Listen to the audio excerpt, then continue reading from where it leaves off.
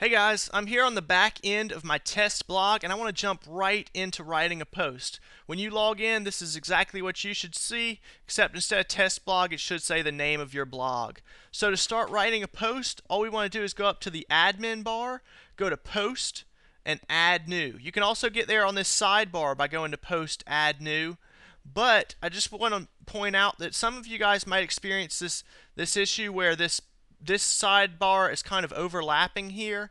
And so what I like to do is actually click right here and minimize all these buttons. And that way it just gives you a little bit more space to work. You can also expand this section down here to give you more room to write. But the first thing you see when you log on here is under Add New Post is this headline section.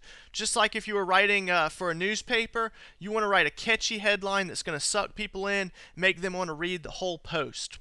There's also this idea that you're also writing for the search engines. These are, the computers that are trying to determine what website should show up first, second, third, 135th for a given search term. And so in the beginning, your website's going to be really hard to find on the search engines, but as you write more and more posts about certain keywords, then you'll start showing up for those keywords. And so you kind of have to develop a plan for how you're going to write and what you're going to write about. But you want to write a catchy headline that uses keywords. So maybe how to write a catchy headline would be a great post. People that are trying to search for writing a catchy headline, it would show up. And so this how-to kind of sucks you in as a reader.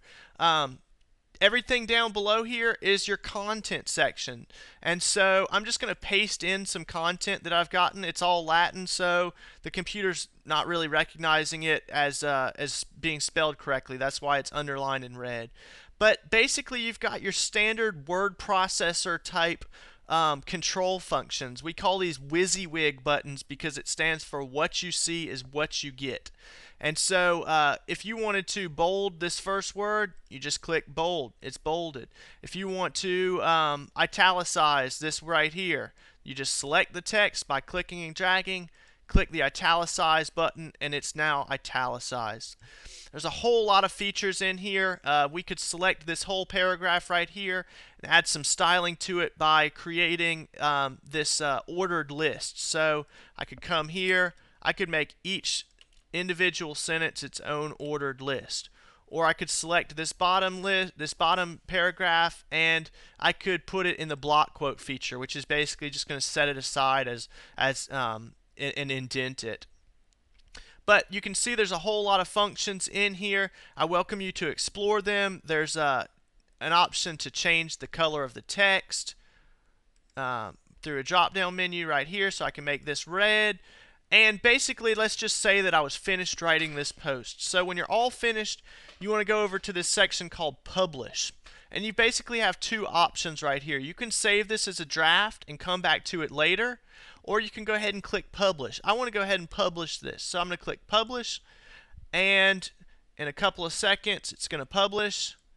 And at the top here, it's going to say Post Published, View Post. You can also visit the site this way, but for right now, I'm going to just view this post, and there it is right here on the site. You can see this was the block quote feature. Here's where I had changed it to numbers, to an ordered list. You've got the bolding in here. You've got all these different styling events.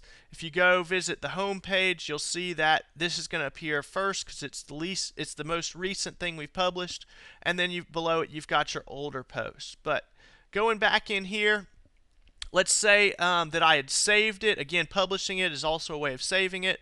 So if you go to Post, Edit, you'll see all the posts that you've written. If we had saved this as a draft, next to it, it would say Draft, just to notify us that this was a draft. But you can come back in here and you can edit it the exact same way. You could come back in here, click Edit, and you've still got all these same options. There's a lot of other little things. You'll see tags, categories. We talk about those in later videos. But this is basically how you can get started running and writing your posts right off the bat. Hope you enjoyed. Thanks a lot.